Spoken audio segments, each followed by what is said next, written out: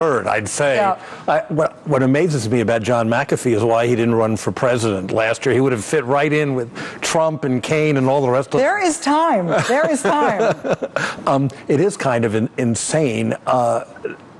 Congress, you were talking about how bad the Republican approval ratings are, and Congress as a whole is down to 12%, which I think is the worst in history. After the 95 shutdown, people talk about how legendarily they were hated. It was over 30% exactly. after the 95 shutdown. Exactly. So we're now at a third of that poor level.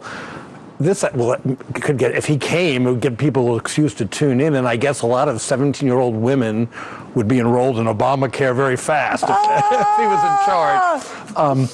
Let me ask you about the sort of the two different parts of America in terms of viewing how the shutdown went. I actually think the reason I included the Ann Coulter line from Hannity last night is because there is a bubble in which the shutdown was a success, and Obamacare is so hated that America is cheering for the Ted Cruzes of the world for having shut it down. And if you live in that bubble, I have to show you, John McAfee has been on the Fox News channel recently as a cited Fox News expert on the issue of Obamacare. I just want to show you this little clip. Go for it.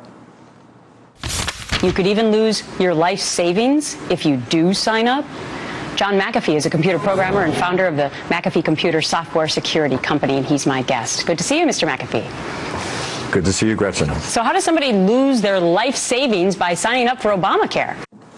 Let's ask him without any context. I mean, is it possible that you just don't Google the guy? You see him on Fox and you assume, well, in my universe, he's an expert. Let's bring him to Washington. Of course you don't Google him. You're in the bubble of Fox and the companion, if not directly affiliated, radio talk show host during the day. You can put together a whole day, just as you can put together a whole day of watching sports, you can just do a whole day of listening to the same stuff over and over again, often angrier than it even is on Fox. Furthermore, you're probably, in most cases, represented by a congressman or woman who is in a safe district and says the same stuff and feels heroic about shutting the government down, because the whole point of this movement is they're against the government. So of course they want to shut it down, and they think this is patriotic. We're upholding the Constitution to get the federal Leviathan off our back. We have been talking about the parallel existences that really on the right, there isn't a parallel on the left. You can't live entirely in a left media bubble.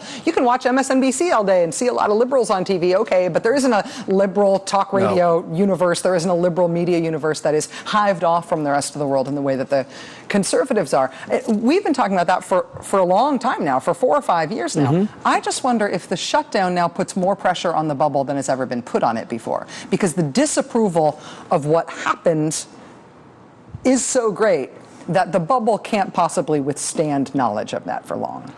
I'm not so sure about that, because I think it's sort of a liberal belief or hope that maybe these rebels or revolutionaries, whatever you want to call them, the radical right, will learn from humiliating defeats, as the shutdown was. But look at the Goldwater campaign in 1964. Everyone thought the Republican Party was dead. It was the biggest landslide defeat in history, and yet 2 years later, Ronald Reagan was elected governor of California, and the bubble just kept going in a different media sphere than we have now. I think they're complete. This is why Ted Cruz can go to Texas and be cheered and hear what he wants to hear, and he's, probably, at least he's in Washington. You'd think he'd hear something else.